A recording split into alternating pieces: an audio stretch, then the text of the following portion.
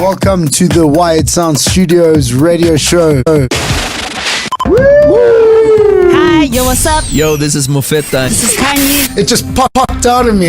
You're listening to Wyatt Sound Studios podcast with Wyatt Sound Studios. Welcome to the third installment of the Wyatt Sound Studios podcast. Thanks a lot. Yes. Feels awesome. good. pop, pop, pop. Great. So in the back there you can hear Victor or Mofeta from Sweden and Kanyi from Kanyi, aka Kanyi. right here in South Africa. Cape Town, but So we've got a bit of a relationship with Victor from Sweden. We've previously done a Swedish South African hip hop exchange with you. Yes, that's right. Exactly. It's called Kwaai. All right. And it started in 2012. And can you tell us what Kwaai means? Kwaai means like dope, as far as I know, in Afrikaans. All right, awesome, fantastic. So Am I right? Yes, you're right. Yeah. I mean, did you know a little bit of Afrikaans since we've done 2 exchanges and you've been out here at least 4 or 5 times? I know lekker. Lekker. And I know a little bit, but I've been focusing more on Hosa. Okay. But Afrikaans has a lot of similarities with Swedish because Really? It it's. does? I'm guessing that since it's come from Dutch, and Dutch is not geographically it's not so far away from Sweden. Yes, so yeah. they have similarities. Okay. Yeah. I mean, look, based on some words that I've done a little research into, they're nothing the same. Okay. But we'll get into that a bit later. So, I mean, essentially, you're from Sweden. You're a white guy. How does it feel being the token white guy now that you're in Africa? It feels. I'm starting to get into it more and more, and it feels fun. A lot of times when I move around, I'm the only white guy, and I feel like people are surprised to see me, in their hood. All right. But they're always friendly, Yes. and they're like, we like people like you being here. Yes, yeah. So I feel like maybe as a white Swedish guy, I'm breaking a few boundaries because what I've heard is maybe it's more common for the white guys from outside of South Africa to show up. Yes, most definitely. In hoods like that than the South African guys. Yes, I mean, we've gotten a very similar response when we've done gigs in Alex and Soweto. People are generally happy that you're there and that sort of thing. And I think that's very nice because you can expect or you can think before you come maybe that if you've never been to Africa and you've never been to a township, then maybe you can expect that people are going to be a little like, what's he doing here? But it's more in a positive way. Yes, yeah, okay, cool. So as mentioned, you're now the token white guy here in Africa. How's he a token? You're a white guy too. Yeah, well, sure, but I mean, this is more token than he's ever been before. So, but anyways, would you classify yourself as one of the more black guys in Sweden? No, not really. I mean, I wouldn't. But I mean, I got a lot of love for hip hop, and I got a lot of love for experiencing other cultures. And I was interested in coming to South Africa when we started Kwaai, because it just felt like everyone was talking about South Africa at that time. And even after that, I see a lot of people talking about South Africa, whether it's, then it was the World Cup, maybe it's comedians, maybe it's just that it's a beautiful country. But it's kind of new for me to be the only white guy in a group. I mean, since we're talking about this. Yes, yeah. In Sweden, we're chatting about it. Yeah, there might be dance hall and all of that, but depending on which place you go, you might go to one dance hall place where there's like almost only black people and a few whites, Sure. And then you might go somewhere else where there's more of a mix of people or more white people. But what I've noticed is that it's still a bit segregated it can be segregated in Sweden too. All right. Yes. But the interest for the music, the love of the music, and is there. But I think with dancehall, it's even a world thing that. You have big artists, American artists, and like Drake and such, who are getting into dancehall and making more people accustomed to it. Yeah, I mean, look, I really hadn't heard of dancehall much up until more than a couple years back. All right, so I guess bottom line is what we're saying: if the world was on fire and there was a bucket of water about hoop height in basketball, and a guy ran into the room and pointed out someone in the room, it wouldn't be you from Sweden slam dunking and saving the world. It would not. It would not. Even though, my boxing trainer said I was jumping like a basketball player, but I don't believe in him because it's the first time I hear that.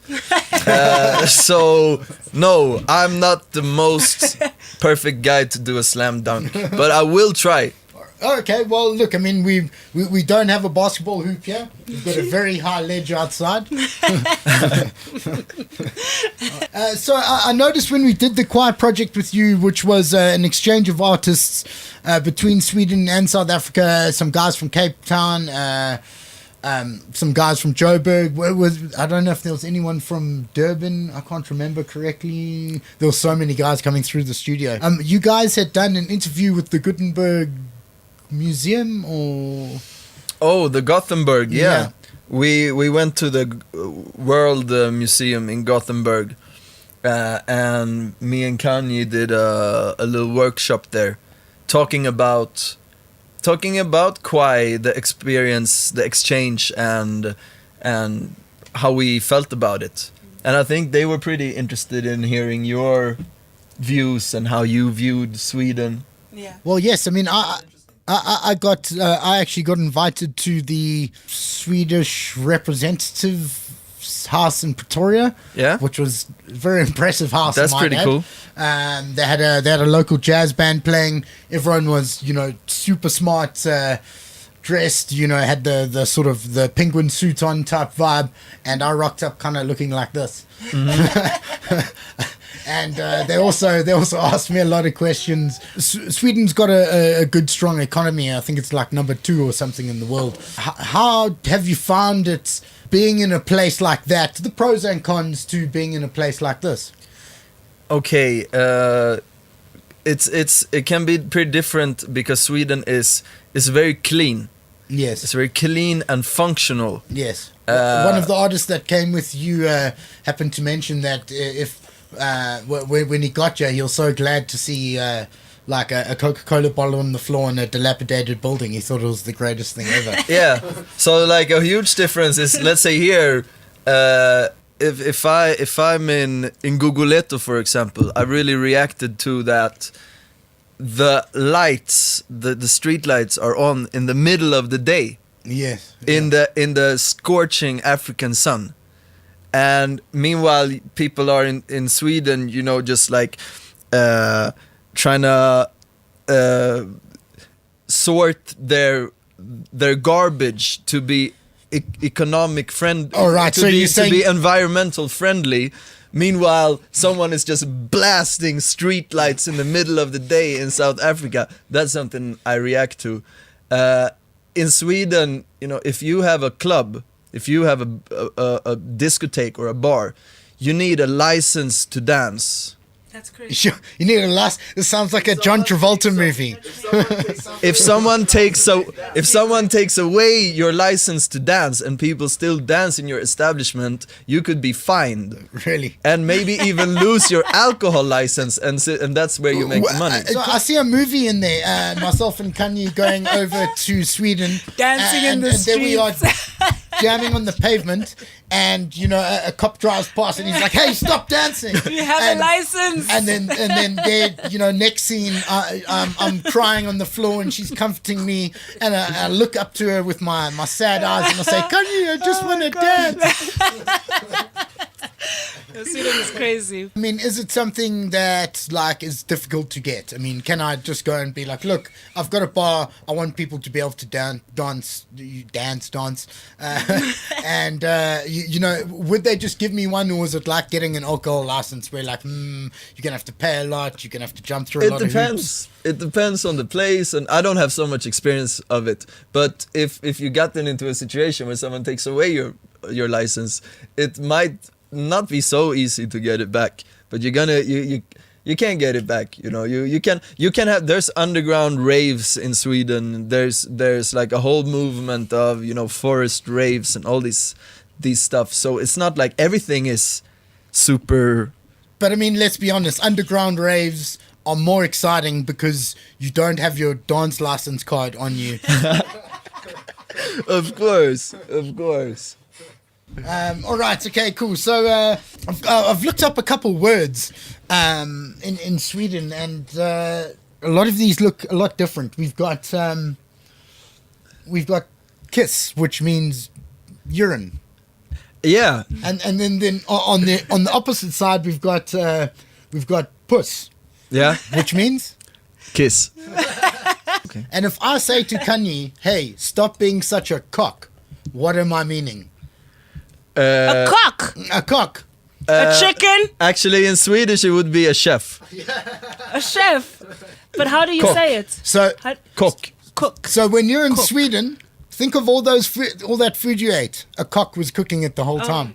Yeah, that's true. But you know, there's You other looked up words. all the great words, didn't you? Let's say braj. Yeah. Braj, I mean, it's huge here, but in Swedish it means weed. Oh, really? Yeah, Oh, nice. Well, I mean, both are associated with a really good time. true that. All right, and then we've got a fart hinder. A fart hinder. Yeah. That's like a speed bump. Yeah. And so is fart speed? Yes. All right. So Yeah. do you think that's associated with you walking down the road, you let one rip and you gather a bit more sort of perpetual motion? It must be. It's like a jet engine. You just gotta have the right fuel. And then slut is finish. Yeah, slut. Yeah. And I mean, it's a word every time I see one of these people. Hurrah is whore. Okay. I mean, I thought it was the most applicable one because every time I see a whore, I go hurrah. Oh, okay. But do you know what whore is in Swedish? No. Hora. Oh, hurrah. There we go. Yeah. Yeah, there we go. Yeah. Oh, okay. All right, cool. So, I recorded a track with you the other day. What have you got going on at the moment? Are you going to do some more stuff with some people locally with Kanyi here? Yeah, we have like with people in South Africa. There is a second Kwaai album coming, Okay. and it's been worked on for a while. Last when we were here in 2015 Yeah, when we were on when tour. we just moved in here. Yeah. Yeah, we were on tour in Southern Africa and we came here. Then we recorded songs and we had songs from before. So if everything goes according to plan, the second Kwaai album will come this year. That's and there we have a lot of cool collaborations. I'm on it, Kanyi's on it, Dreamanskap and the whole Kwaai crew, you know, Dirty Jens and Adam Tenstan. We brought in some new members like Mofeta, who's a really dope artist, and Aurelia Day, and others, you know, Tabs, yeah, so that's gonna happen. For me, I'm in a duo called Mofeta and Jarre for a long time with Jens Jarre, who's a great producer, guitarist, artist, and so on. We're still making music, but I will come out with solo stuff this year. So I have an EP coming out, and I have some songs and videos coming out.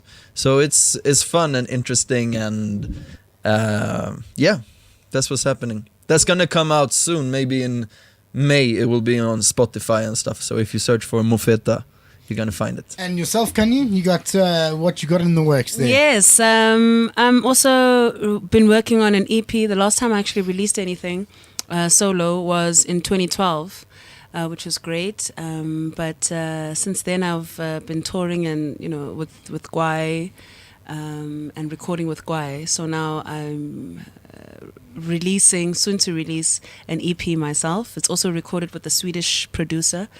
Shout out to Ted Krotkiewski. Did she do that right? She did, but his name is Polish. That's why it sounds even more complicated. I did it right. You sound like me trying to speak Xhosa. No, I can speak Xhosa. I can speak Afrikaans. Excuse me, E2 Maleng. Ek kan baie mooi Afrikaans praat. Okay. Ek kan jak praat as Svenskalite. Understand? I speak Xhosa, English, just Teta is Xhosa. Don't get on me with my languages. But like I'm saying again, okay, I'm releasing my EP soon. 2 singles are out, Andizenzi and Nganga. Shout out to the producer Ted. Also shout out to Kosh, who I've been working with for a few years. And I'll be taking it out on social media, letting people know as the time comes when when the release time comes. But the video is coming soon. Nganga hashtag. Hashtag. Hashtag Nganga. Right, Can you say that? Hashtag. Nganga. Yes, you did it.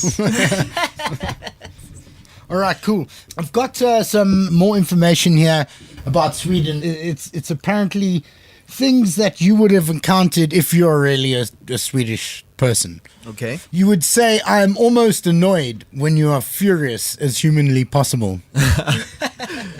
Yeah, that there's something in that because most of the time Swedes aren't the most outspoken people. So if you and we don't usually yell at each other so much, not as loud as here, So people might hold back a little bit. You can't yell as loud as people from here. No, we can yell as loud, but it's not done. Yeah. You're not supposed to. Your neighbors might complain, and since your neighbors don't want to confront you, they might instead call the police. But I think you could say that that Swedes tend to hold back a little bit when it comes to passion and strong feelings. So, but apparently you have a lot of strong feelings when the public transport or bus is 2 minutes late in Sweden. Yes, because everything is on time. And you need to always be on time. It's like one of the worst things you can do to be late sometimes. Right. So if also the local traffic is very expensive and it works really well. So if it's 2 minutes late, maybe you miss your next bus or whatever and you get super furious. There's a word used in Sweden called microaggression. Microaggression. That's like when you are walking in the in the elevator, for example, and you have an old lady in front of you, and that old lady should know that you stand to the right in the escalator so people can walk past you, yes. But she's standing in the left, so you're standing behind her, and since you don't want to confront her, you're not going to say anything. But you're trying to let her know still, just by your energy and your fury that you're feeling inside, that she's on the wrong side, so you can pass. So you just stand there and like getting so angry over nothing, and that's called microaggressions. So what you're saying is it would be a much easier solution to just punch her in the head. Yes, that's something you probably won't be able to say in Sweden. It's very frowned upon to punch women in Sweden. But she's old. That makes it even worse. I try to flip it on you guys. No. Also, morals are too high for me. No flipping of punching old ladies. And don't punch young kids either, especially not your own kids, because it's against the law and someone might come and take them. All right, so completely different culture to here in South Africa. Yes. You must be fuming standing at. You got a hire car, yes? Yeah. Does the traffic in Sweden run as smoothly as it does here? But you don't drive so much in Sweden. I don't drive so much in Sweden because the local traffic is so good. The transport. But is it just people smiling at each other and high-fiving as they drive down the road? I mean, in Sweden, you stick to the rules when you drive most of the time. Okay. The traffic is good, but here you're gonna see more people just like not driving a bit shit, like yeah. they feel like when, like maybe crossing a red light when there's no one around. Yes. Of course, people do that back home too, but I think here you drive a little bit. As long as you know what you're doing, you can drive a little bit more as you want. and that's okay. But in Sweden, it would not be okay so much. Oh, well, I mean, look, as I said, very different place to here. I guess you couldn't have come to a better place for experiencing different culture. It is on the sort of That's true. the ends of the spectrum from one another, both with their advantages and disadvantages, Like we've discussed. even I mean the parliament. People. I posted, I was filming, a few weeks ago when people were acting up and trying to smack each other in the parliament here. And I was filming it and I put it on Instagram because I thought it was kind of funny. And like people's like, wow, shit, what's happened? And I get that because that's how I felt too. But the difference is that it feels like that type of confrontation, it happens here. But in the Swedish Parliament, like if someone will not call someone honorable, for example, that would be like, whoa, shit, what did you do? It's not, people are not screaming at each other, punching each other and bringing like armed guards Well, have into you seen the... like the Asian parliaments, the Japanese? throw each other It's like an right actual across. karate movie. and They've got others too. overdubbing and everything. No, I would see you there. This bill will not be passed. Like our parliament is incredibly boring compared to should you be. guys because, and yeah, it should, I guess it should be, it's working. But sometimes I watch the parliament here several times because it's aired on TV, and every time I watched it was like super interesting and so dramatic. It felt like it was gonna be a revolution. a coup every Yeah. time I was watching it, and that's a bit different. Yeah, I think South Africans have lived with that sort of underlying sort of notion that we're always on the brink of an evolution, and I guess we kind of are. It's just a bit of a longer one than anyone hoped or expected, but it's like it never seems, and even when it does take the next step, it never seems like anything's changed. It feels like where we've always been, Yeah. But I mean, I guess things are moving a bit more progressive than Slowly. yeah. I guess Rome wasn't built in a day. Another couple things about being a Swede here. Pigs say nerf nerf, Nuff What? nuff, frogs say kvak kvak, quack quack, and roosters say kukelin koo. kukelikoo. Does cow say yanuk? Cows say moo. Oh, okay, that's the same as ours. The cows speak the same language. Yeah. So international symbol for communication, the cow.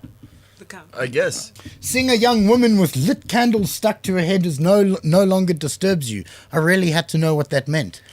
Is that Saint Lucia? We have a tradition in Sweden called Lucia, which is a saint, Sancta Lucia, who originated from Italy, I think. All right. And she was, the bringer of light. Because Sweden is very dark in the winter. When you have summer here, we have winter.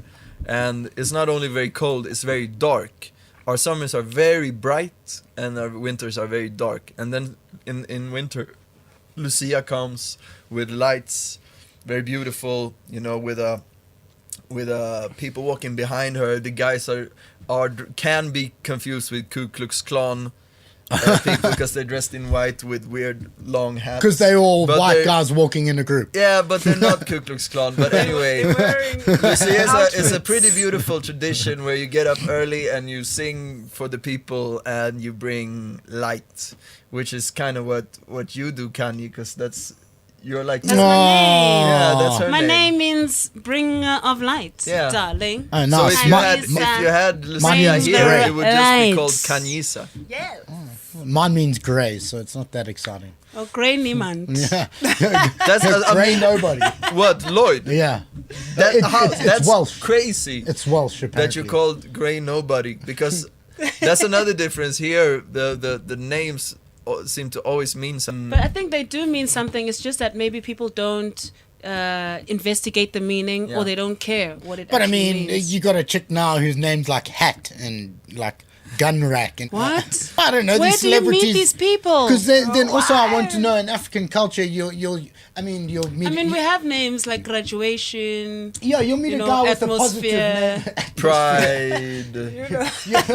Pride. Names like that. You know. You'll meet a guy with a positive family's one like promise or expanding. something. Yes. Then you'll meet a guy with like one that's like it sounds like his Like parents. congratulations. No, it will be like negative.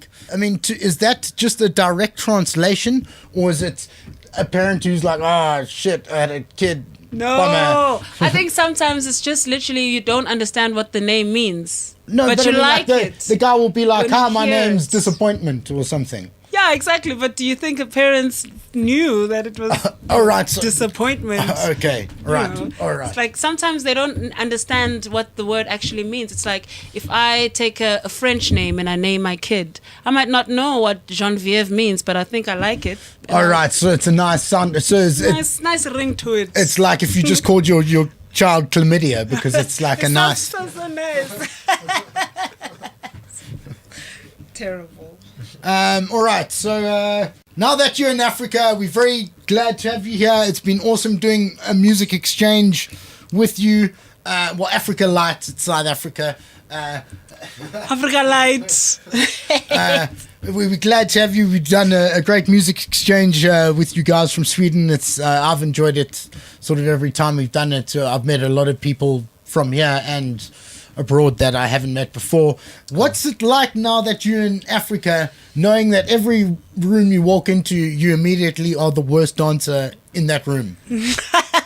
It can be very tough because, I mean, this is actually something that's been pretty tough because, well, I'm in Sweden, like, I feel like I'm a pretty good dancer because also compared to other people, I'm not that bad because there's some really terrible dancers in Sweden and they make me look pretty good because I'm like average. Bad white dancer, is that what I just heard? So when I get here and I'm used to feeling like, well, you know, I know this shit a little bit, and then I come in and like I just try to make the moves that the other people, everyone has got like cool moves, and I'm trying. I only have cool moves if I'm like maybe a little drunk, loving the music, just letting loose. Then I might pull it off and actually not be so bad. But it can hurt my feelings quite a lot to realize how bad I am and that I really am like, I am a white guy who's pretty bad at dancing and I'm really trying to embrace it. But it's tough because I used to dance bad like as a joke, like as an ironic ugly dance. Because I felt like I could actually dance good. But when I get here, it's like the ironic ugly dance becomes real. And I mean, I'm trying to just let loose and be like, it really doesn't matter, nobody cares. But while I'm doing it, I feel how bad I'm dancing, and it just feels terrible. Like it makes me feel like at the worst cases of it, it can make me feel like really less of a man. See, so would you say when you're in Sweden you feel like John Travolta in a club at 3 a.m, but when you get here you realize you had beer goggles on the whole time and you're actually doing one of these? Yeah. That's pretty much it. But you're not so bad. In percentage, how much better are you a dancer now that you've come to South Africa a couple times? I would say I'm at least 100% better. I have a song that's like inspired by the dance hall, but it's the Swedish dance hall, so it's danshall. And it's a song for people who really don't know how to move in the dance hall, which is why I am giving them moves in the song, and that song, I did that song when we were on tour here, and it really worked really well because then it's my moves. Can we get a preview of what those moves might be? Yeah, it's in Swedish, but it's like händer upp som du letar efter någonting på hatthyllan, for example. All which right. is like hands up, like you're looking for something at the hat shelf.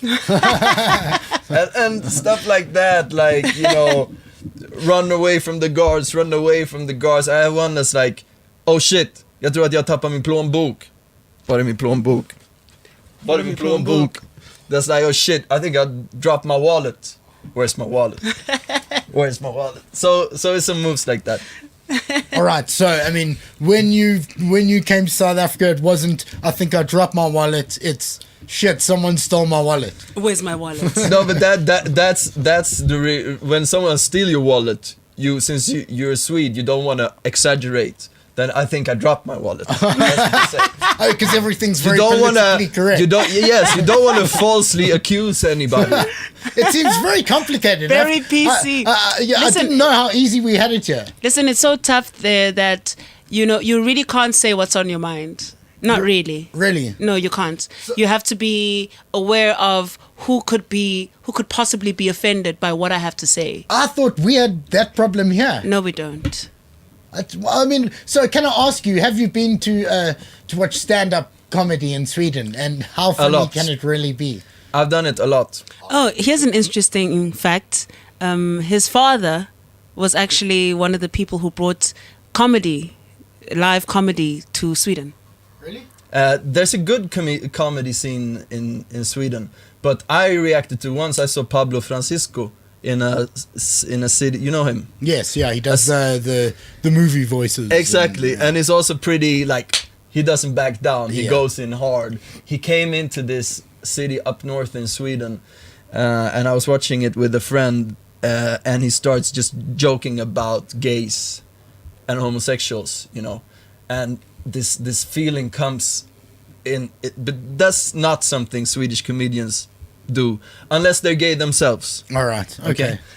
So he starts joking a lot about gays and stuff, and it's like you don't know what the hell to do, because what the hell is this guy saying? Does he even know where he is and which country he's in? Like, what's gonna happen? And people are like kind of quiet and don't know what to do, and me too, and my friend too, and we're just sitting there, you know, and then he just goes on. And he just goes on and goes on. And in the end, you just have to admit that whether or not it's right, it's fucking funny. Yeah. And then at the end, we start laughing, you know. Okay. And the whole audience start laughing. And I get this big feeling of, you know, relief to just let go and laugh. Okay, yes. And I've heard about that feeling, you know, but I haven't always felt it. But there I really felt it, because we were laughing at something that we didn't know if it was okay to laugh about it or not. But we did anyway.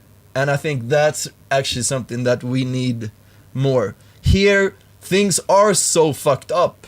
Yeah. Like the way the society is and what's happened in recent years. Yeah. Even what's happening right now with the president. Yeah. He would never, ever, ever, ever be able to Get away with keep it, his yeah. post in Sweden, you know. It's so fucked up, so maybe people joking about other people aren't the most No. touchy subject. Yeah. But in Sweden, people can get very offended. Yeah.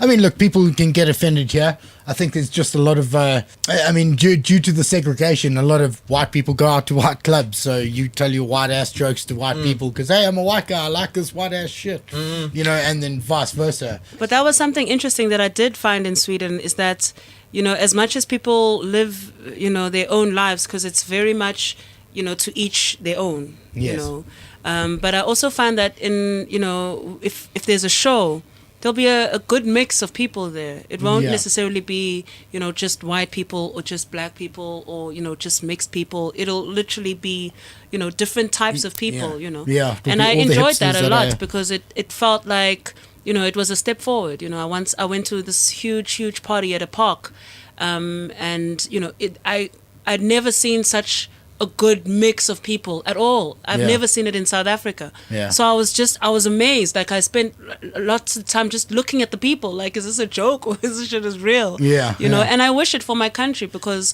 I think we have such a, you know, a beautiful, diverse country, but we don't enjoy each other. No, we don't. I think it is not necessarily so different from in Sweden, but we only have, you know, one language and English. Yeah. So we don't have that barrier. Yeah. How many, like, guys and girls your age listen to the same music you do? And I'm not just talking hip-hop. I'm talking watch the same movies, listen to the same music, have the same sort of cultural A lot. clothing. People... when Drake releases a new album and it breaks all records on Spotify, is everybody knows about it at the same time, and everybody wants to hear it because whether they like it or not, they wonder how it's gonna sound probably. And at the same time, people in Sweden will do the same. They will hear about the same things. They will listen to the same things. We are very connected to the internet. When we promote our music or just distribute our music, it's very much Spotify, which is basically SoundCloud, but the artists get paid when you listen. Our music is very much, whether you have a big company behind you, independent or not, then your music goes on Spotify and you try to reach an audience there. If you do, you can eventually get enough streams that will equal to a gold plaque or a platinum plaque. And stuff like that. So you'd say there's a lot of your sort of immediate audience that you're selling to on Spotify as a medium. Yeah, there is. That it takes a little of the power away from the companies, because if you happen to have 1 million people listen to your new song because they're interested, then you will make money, and they will probably listen to your next song too. And then the media also can see it in black and white. Okay, this person has 1 million views. We should probably write something about them. So as a Swedish artist, I'm telling you guys, if you're listening in South Africa, that I think it's only a matter of time until Spotify or equivalent comes here, and that's going to revolutionize the way that artists can get paid, because it's going to make it a little more democratic, I think. It's, of course, it's tough for radio too. We have a lot of podcasts like this. Podcast has grown a lot, and it's probably gonna grow a lot here. And radio is still big, but it's really not the only. If you go into a restaurant, it's a bigger chance that they're gonna listen to Spotify than to radio. They'll have their own Spotify playlist and that sort of thing. Okay. To me, it feels like it's only a matter of years before the internet and the cell phones and a Spotify-like service will come to create a bit of a new give the revolution platform. A mouthpiece, yeah. Which is very needed, I think. Coming. Yeah, I mean, like iTunes does have that trusted sort of it's Apple. Yeah, exactly. I mean, we don't have that same affinity with Spotify, I think. Yeah, but I mean, it's only a matter of time, as Victor's saying, or Mofeta is saying. Anyways, it's been fantastic sitting with you guys. I wish we could chat more. We unfortunately our time is up. It's been very nice. Thank you, Lloyd. Thanks for having us. A big up to Wired Sound for always, welcoming us nice, having like one of the best sounds I've heard when you're recording. Like, I feel really good recording here. Yeah. So I hope for more meetings, and I know you got good stuff lined up. So thanks for having us. Thank Mofeta, Kanyi, Kwaai. Yeah, if you want to check out our music, just check out KWAAI. Shout out to DJ Hammer and to DJ The Cut. And all other artists we worked with around here.